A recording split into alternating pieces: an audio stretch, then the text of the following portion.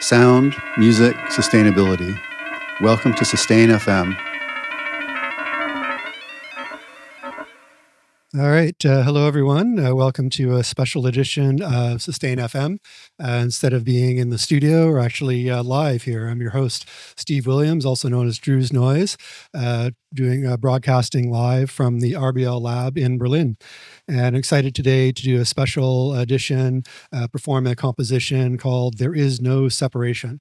And this explores the sociomaterial world, basically trying to explore the relationships between humans and nature and really think about, are those the same things or are those separate things? So I'm going to do a performance live here in the studio.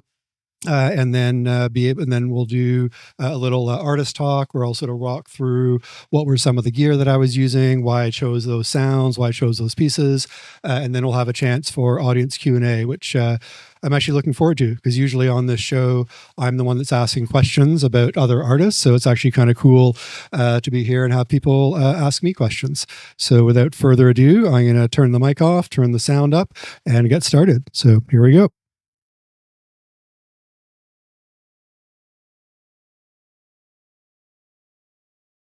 For many years, we were told a story that we are separate from nature,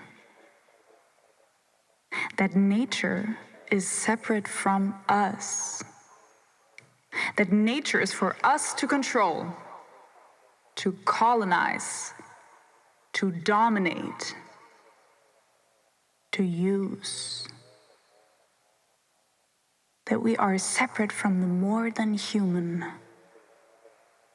but we are a part of nature.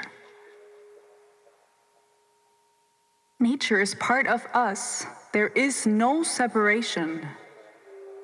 We are connected to the more than human. Ours are not the only voices that matter. They are not the only voices we can hear. There is no separation.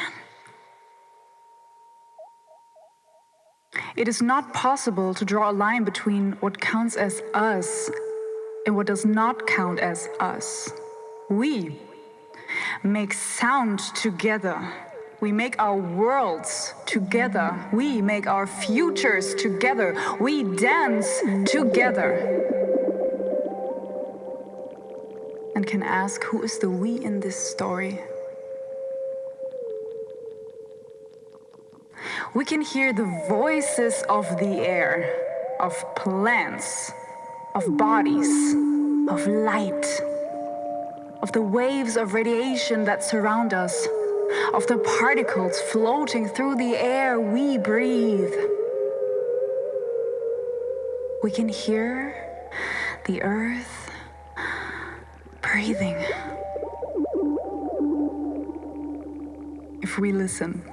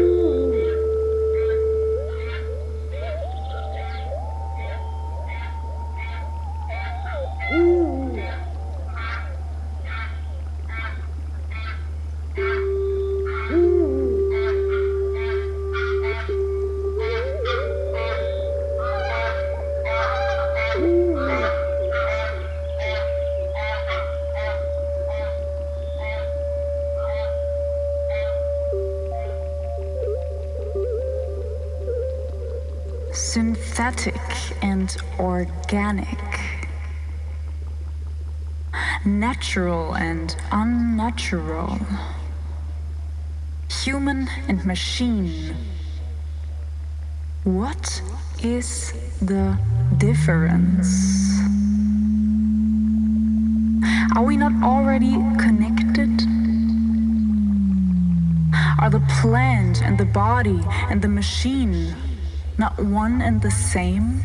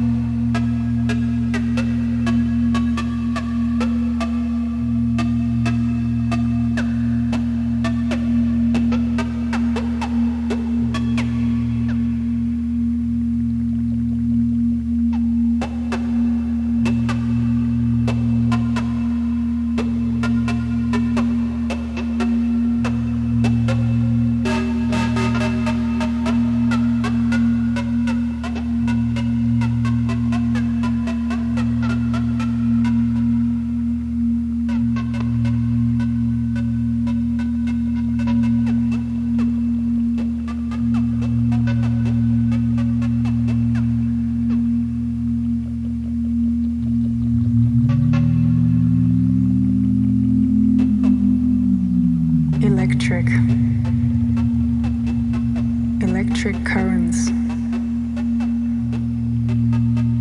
Electric currents flow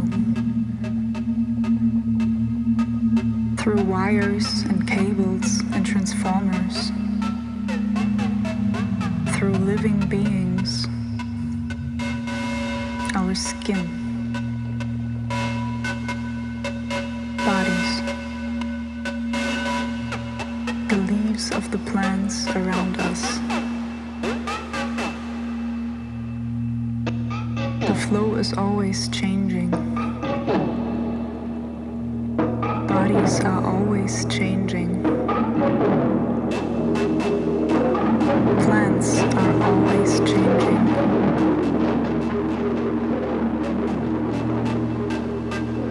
Electric currents flow. Electric currents. Electric.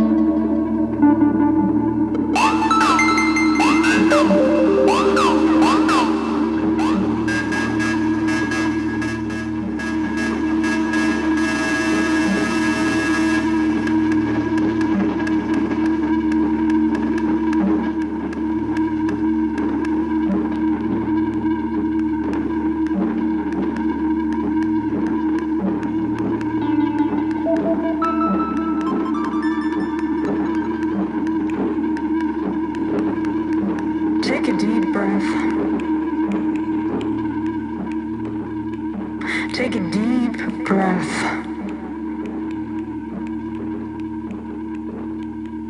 Take a deep breath.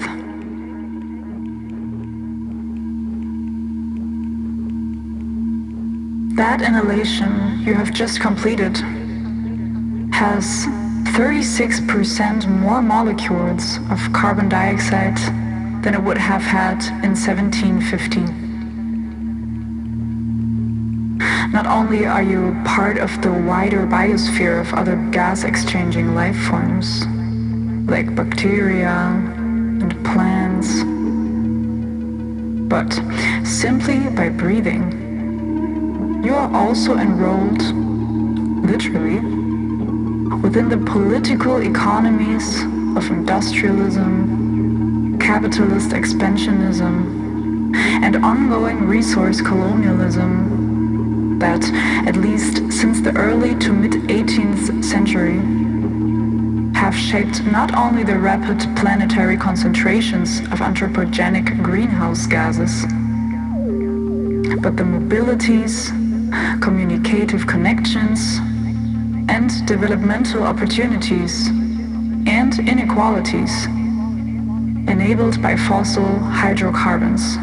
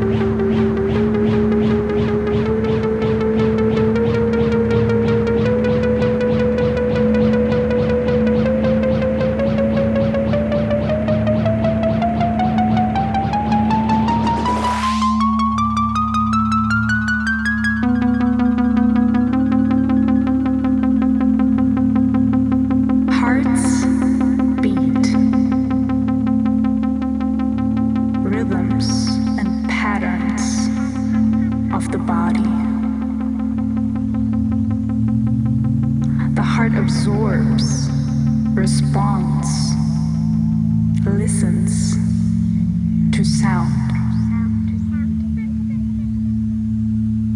Heartbeats resonate with the sound around us, racing fast, slowing down. In control and out of control. Always beating, always changing, always rhythm.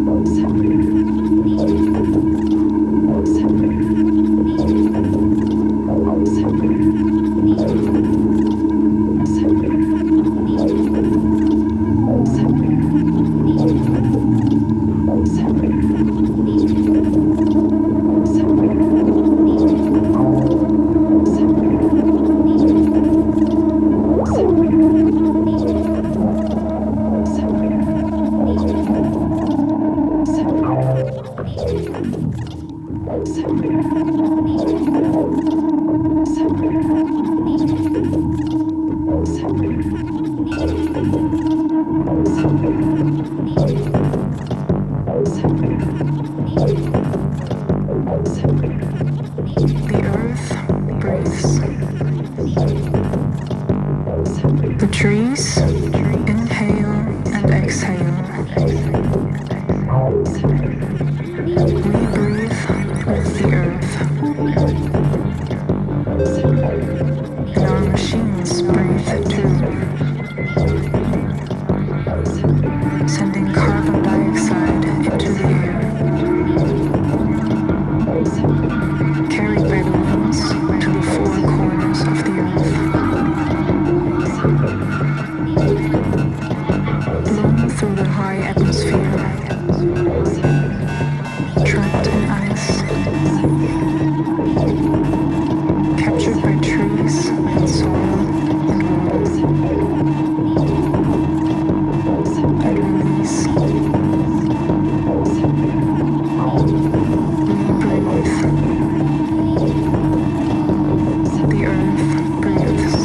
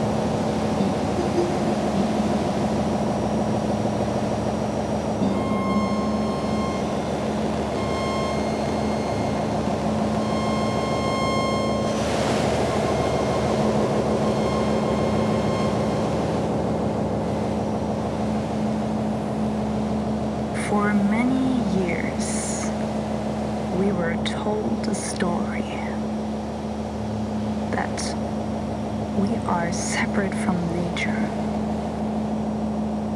that nature is separate from us, that nature is for us to control, to colonize, to dominate, to use. That we are separate from more than human, but we are a part of nature. Nature is part of us. There is no separation.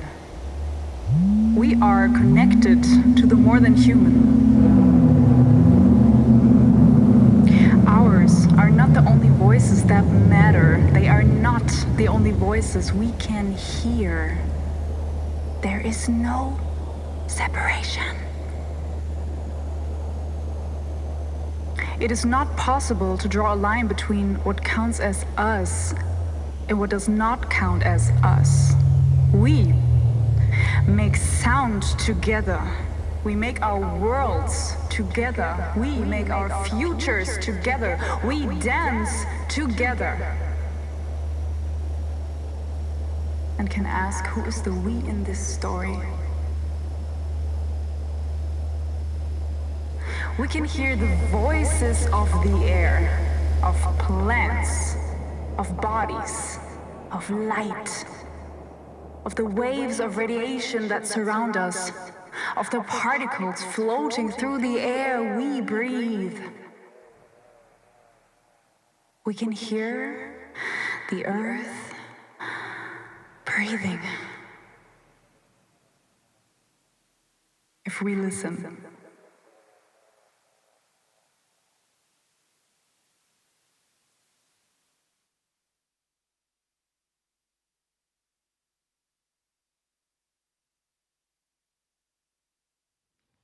All right. Thank you very much. Just make sure I turn all those other ones down.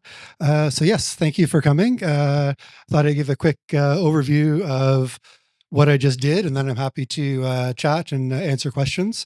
Actually, would you mind just turning up that audience mic there? Yeah, and then that one for the questions. Great. So this piece was called "There Is No Separation," and the vocals that you heard were recorded by my collaborator Erbse. We've worked on a few different pieces, and one of the things that I was trying to do with this piece is balance between a full explanation of everything that's going on and sort of building that explanation into the piece itself. So we called these poetic explanations. So I wrote all of that text, and then Erbse came over and recorded that to kind of give some insight into what was happening. So the general flow, we had a number of different ways of connecting plants to the synthesizers. We had these pads here, and this is just going to be great for people listening on audio when they're listening to me point out these things. But I'll put links to these things in the show notes. So the Instro Skyon module has pads attached to the plant leaf, which is measuring the electrical resistance in the leaf, and that resistance is determined by the water content, the thickness of the leaf, all those kind of things. And that's going into a module that generates CV and gate, which I was using to trigger a module and also modulate some of the voice parameters and some of the effects parameters. So the plant was actually making the sounds happen and also controlling the sounds. An important thing, though, that I'm always careful of when I talk about this is that we're not hearing the sound of the plant. That was the idea of having the piece about currents and wires and the connection, what Donna Haraway called the cyborg, of by paying attention to the resistance, the electricity in the plants, we can translate that into sound in a similar way that this one here, when I was playing the plant like a theremin, this is the Biotron from Playtronica. They're a company based here in Berlin. And as well, it's measuring not just the electrical resistance in the leaf, but the actual electromagnetic field around the plant. So my hand is moving closer to the plant. It's actually disrupting the electric field. So once again, not hearing the sound of the plant itself, but interacting with those two things. And then we also had the flower field drone from Air Instruments, which has wires that connect from the ground of the synthesizer literally into the ground and the dirt of the plant that I was using. And then the other wires were connected to the different plant leaves. And what's interesting about this is that actually makes the plant itself part of the circuit of the synthesizer. So once again, not hearing the sound of the plant, but the characteristics of the plant, which is always going to change based on light, water content, how dry the soil is, changes the circuit of the synthesizer and changes the sounds that are produced. We also had those where the tone that was da, da, da, da, da, da, for a long time and then rose up at the very end. That was the last 2,000 years of carbon dioxide concentration in the atmosphere translated into sound.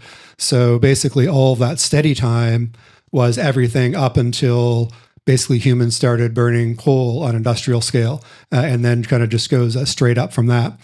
So we downloaded the different data sets from the last 2,000 years, last year, all the way to 800,000 years. So I just heard that, we just played that snippet. Then we also had the radio waves, which I like because those radio waves are all around us, and also the Soma ether. And they market this as the anti-radio. So usually radios are designed to filter out all of the background electromagnetic radiation around us so we can hear, I don't know what song was playing, so you can hear the songs clearly. The ether is actually designed for the opposite of that. So for those of you that you may have seen me putting it to the power supply, to the wires, all that radiation is there, and it's translating that into sound. And also played with light sensor which doesn't even have any power connected. It's just a solar panel. I can't remember the actual technical term for it now. But basically, when there's lots of light, it sends out a high voltage. When there's no light, it sends out a low voltage. So I had that connected to the pitch. So when the bass line was playing, I was able to play the notes with the light. And then the final piece was really kind of bringing the body in. So using the ADAC Systems Heart Sense module, I had a little clip on my fingertip that my heartbeat was triggering the bass. And I could tell sort of, I don't know what's going on in my personal life or just being stressed, but it was a lot faster than I thought it was going to be. So I was actually trying to and actually slow that down. And that heartbeat was triggering one of the modular sounds. So once again, not hearing the sound of my heartbeat, but the heartbeat was triggering that sound, which was then also being modulated and changed by the light and the electricity that was coming through the plants. And I really like playing with the heartbeat because it's one of those things that if we think about our bodies, we can control our breath. We can sort of breathe faster in and out. We can kind of control our ears by putting our hands over our ears. We can control our sight by closing our eyes. And we can kind of control our heartbeat. I mean, advanced yogis can control their heartbeat and their digestive system and blood pressure and all kinds of things. But it's really sort of under our control, but not really under our control. And it's one of those things that, just like if you have trouble sleeping, the more you pay attention to it and the more you try and control it, the harder it is to actually control, the harder it is to fall asleep. So I think it's an interesting kind of metaphor for how we engage with the world. So that was, and I was also using feedback and delays and reverbs and a bunch of other things to, sort of build crescendos and different effects. And the last piece, there was a bunch of the things that were triggering MIDI, the Biotron, and a couple of other things, and the samples were playing back from the iPad. So I was able to combine some of the soft synths with the analog kind of stuff as well. So that was the idea of really trying to tell a bit of a story through the performance and really try and break down this barrier between humans and natures by literally doing that, by having the plants and the synths connected, my body and the synths connected, the environment, the air around us from the radio waves and electromagnetic radiation, all those things are around us all the time.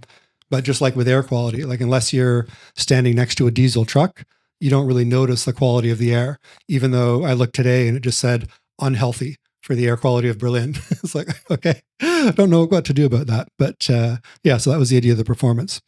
So that's basically, the overview, but I'd love to hear any feedback, any questions people have, either on the gear, the general approach, the performance, what I was doing, general things about sound and sustainability or anything like that. And I think Dario has a microphone there. So anyone have any questions, things they want to share, chat about?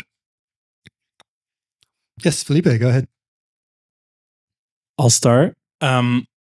I wanted to ask more kind of like a approach question first. I'm sure it's clear from the narration, but it's really clear visually in the space that you're taking all of these different forms of signal, right, that we can capture, that we've learned how to capture.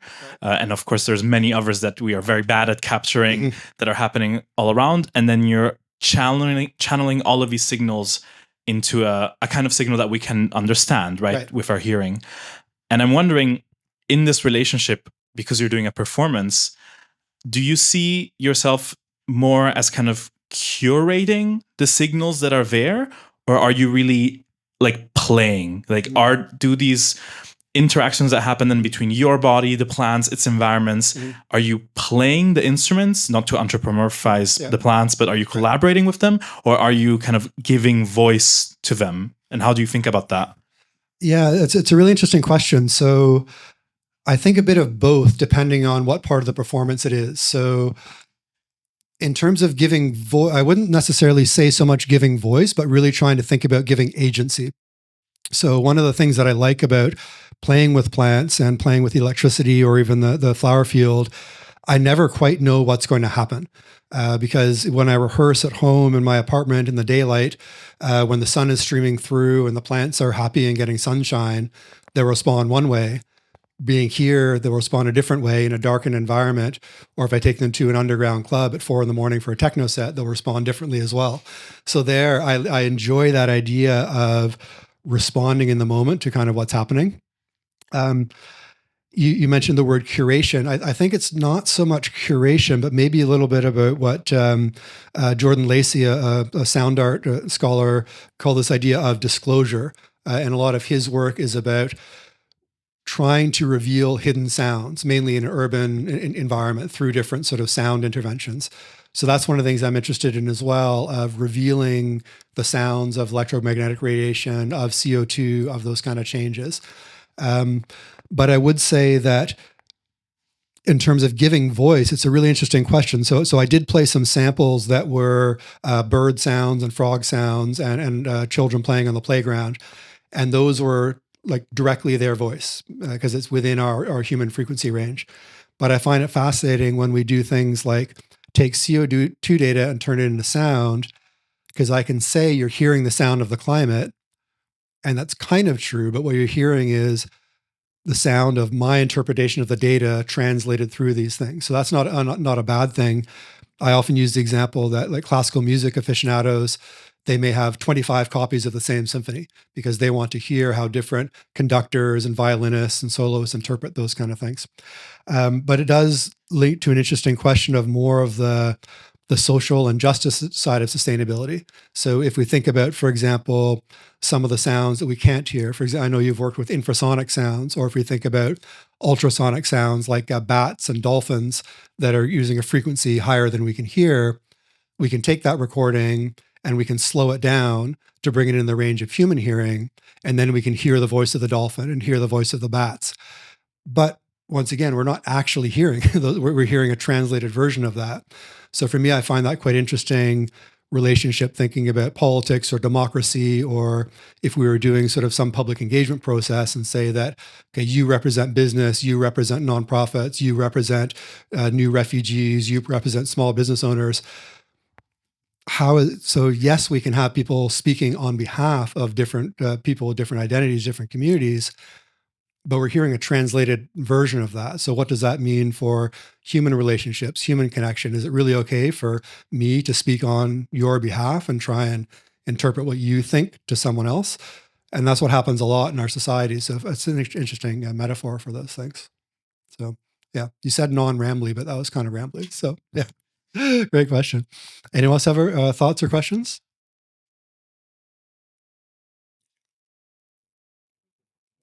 Not everyone jump in at once? Okay, well, I can talk for a bit more about that idea of the translation disclosure, which gets back to one of the things I'm actually curious to hear if anybody had thoughts on, of this idea of having the text, the poetic explanations.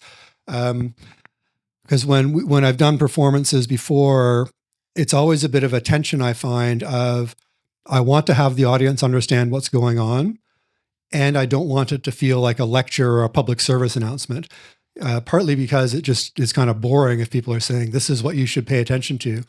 But also I find it kind of takes away some of the magic or the unknown of a performance. Like if you want to see a magician, well, I guess Penn and Teller do that, or if you want to see a comedian on stage and before every joke, they spent 5 minutes explaining what the joke was about, how they built it, how they constructed it, what the punchline is going to be, and then they told you the joke. I don't know if anybody would actually laugh because it sort of spoiled all of that surprise. So I'm curious if anyone had thoughts on how the sound connected to the visuals of what I was actually doing and getting across those ideas. And was it something that felt like it helped you understand when I was playing with the pads or when I was playing with the light or taking the heartbeat sensor? Anyone else have any thoughts from the back? Can I encourage you to jump into the mic and share what your thoughts was? Or Felipe can jump in again. Yes, I can go again. The dedicated answer. Yeah, exactly. Top of mind because it was actually my second question about the text. Because as you mentioned, this is controversial, right? And we're always playing as performers of this tension between, oh, we really want the audience to really get what we're doing, right? But also the mystery is a very big part of performance. Yep. But actually, from my experience, of course, the moments where there was like strong synchronicity between what the voice was talking about and the actions and the sonic results were great. Mm-hmm. But of course, coming from my background, I really, really appreciated or really connected to when you faded in these bird sounds, mm-hmm. and then you also played an instrument live, mm-hmm. that the sound world of the bird sounds and of the sounds you were playing were right on top of each other. Right. Like it didn't sound like, not in a biomimicry kind of way, but in a, we're hearing kind of like a person collaborating out extratemporally with a piece of natural sound. And this, I really had like a very strong immediate connection, like big smile on my face moment. And then I really felt the narrative was very useful when you were doing things like the heart rate sensor, right, where I saw something happen that I didn't really understand. And then, of course, with the radio, the kind of talk about the ether, that helped me connect things. But I'm also a sound person, so I'm primed to do these connections. So I think it's really interesting to hear what a non-sound person would think about this. Yeah, for sure. Please, so someone share their thoughts on if you heard the text, if you understand it, if you understood it, if you liked it. These shy art people. I know, this is live on the radio. This is your chance to be a star. You can get discovered and blow up overnight. Tag your Instagram. Exactly. Well, the text was clear. Maybe I didn't focus much on the text itself, but I think it helps a lot. And I was wondering, because maybe I didn't get it, how did you meet this person? And is she a professional speaker, or who is this person? Yeah, so her name is Erbse, and she's a movement artist and art student. And we met at a performance that I did 4 years ago, or something like that. And the piece was called "Can You Hear the Earth Breathing?" And it was a audio only piece that was focused on the climate data translated into sound. So I had different time series and a bunch of different instruments and samples and those kind of things.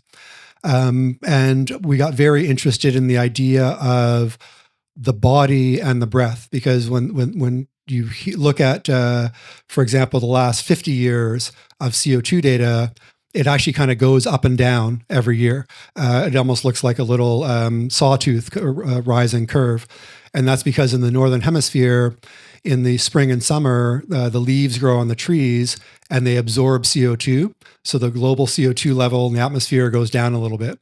And in the fall and the winter, the leaves fall off the trees and the CO2 is released back into the atmosphere, and the CO2 level goes up a little bit. So it's always rising, but it's not a straight line. It's kind of a jagged curve. So it's literally the earth breathing in and out. So we started collaborating. We've done 3 or 4 different performances where instead of just me being behind a table, we would have a dance floor where Erbse would actually be moving the plants around and interacting with the plants and putting the pads on her skin, also wearing a wireless microphone to capture the sound of their breath so we can have earth breathing and human breathing. So Erbse is not a professional speaker. We have introduced voice sometimes into performances, where we did a short guided body meditation. So sort of a performance like this, and then about halfway through, all the music faded down, and then Erbse read like a 10-minute meditation for the audience, and then the music faded up again. Because certainly any kind of dancer or movement artist are very connected to the body. And so we wanted to think about how do we connect sound to the body, which you can feel, you can hear, but something about really taking a part of the performance to ask people to pay attention to their breath, pay attention to their heartbeat, pay attention to how their skin feels, pay attention to what it feels like on their feet when they're standing or where they're sitting. So this was kind of the next evolution of our performance. So I wrote all of these texts. And then Erbse came over and read 3 versions of each one, where it's just a completely flat, monotone, no intonation whatsoever. Another version where it's kind of more conversational like this. And another version where it's very performative, almost like she's kind of singing or acting it on stage. So the text here are selections of different ones that I want to try and use because the voice itself is an instrument and the voice itself has an effect. And we also played with that. And because we're different genders, we're different ages, we're different heights. So in some of the performances we tried to kind of play with stereotypes of a male voice and female voice, because certainly in society, if I start to speak more loudly, then I can be perceived as assertive, being a leader, being in control. If a woman starts to speak really loudly, they may be perceived as being out of place or being hysterical and so on. So we wanted to try and play with that. So we had a vocal mic that had distortion, that we could adjust the distortion by band. So we could adjust the bass content and frequencies and distortion level of Erbsa's voice. So to have a disconnect between what she looked like as a human being standing and then the voice and actually what come out to kind of disrupt what people think of this is what voice should come out from someone that looks like that. So, and we also played with even things like, usually I like performing standing up, but when I play with Erbsa, I sit down. So we're relatively the same height. So we try and think about how we balance out those kind of things. So yeah, so a bit of a long answer, but yeah, it's been a lot of fun. And just so the next piece that we're working on, Erbsa picked up an old stethoscope. So we've been experimenting with putting contact microphones and microphones on the stethoscope to hear, so not just hear where the heartbeat is triggering the sound, but actually hearing the sound of the heartbeat, sound of lungs and breathing. So we've been playing with different types of microphones, different contact microphones, things like that, just to kind of experiment with what we might do for a recorded studio piece and also a live performance piece. So, yeah. So this is what we are expecting from your next shows, maybe? Maybe a little bit further show. Yeah, right now we're still in the experimentation stage just to see what works. And because certainly one of the interesting things playing with, and Felipe has worked a lot with microphones live. It can generate a lot of feedback, which can be a lot of fun and really cool. And also not fun and not cool, depending on how out of control it gets. So we're trying to experiment with how sensitive does a microphone need to be to pick up the sound of from the stethoscope, from the earpiece, to boost that to a level the audience could hear. But how is it does it then become so sensitive that it picks up the sound from the speakers as well, and then starts to go into feedback loops? So we're still kind of in that experiment phase. Yeah. The way you speak about these looks like there's no limit to the possibilities. Like you could potentially take sound from everything, right? Is it Absolutely. correct? Yeah, absolutely. I mean, it's one of the good things and bad things about being a sound artist. It's good because you're paying attention to sounds all the time. But the bad thing, it like super annoys my friends because anytime we're out and around, I need to stop and record a sound. Or even when I'm on the dance floor at Berghain, it's just like, oh, that was an awesome hi-hat sound. What was she doing? So it's just, I can't, sometimes it's hard to actually let go of just being in the music, and because you're always paying attention to that. But yeah, it's definitely something that those sounds are all around. And I'm always interested in experimenting with those in different contexts. So one of the next pieces I'm working on is called Sounding Dams, looking at sounds of hydroelectric dams. So looking at what are the underwater sounds that the turbines and generators produce, what effect does that have on the fish? What are some of the infrasonic sounds that with those dams, it tends to be around 10 hertz that we can't hear, but it does rattle the windows and doors of the people that are living around that dam. So those waves are affecting them. But then also thinking about some of the human-produced sounds, the sounds of the emergency text alerts or the sirens that go when there's a danger of the dam overtopping and trying to sort of warn people. So yeah, playing around with that, and also sounds of the water itself and that kind of water life. So yeah, lots of things to experiment with for sure. So I think, is there any quick question for Steve? Any non-Felipe question? No last minute questions? Well, I just wanted to thank you for your presence here, and you did a great show, I think, and we hope to see you shortly. Yeah, I can't wait for your next show. Great, thanks very much. Yeah, I really appreciate the opportunity, and it's always a lot of fun to play live. Thank you. All right, so that's it for this special live edition of Sustain FM. And yeah, tune in next week and we'll see you on the dance floor.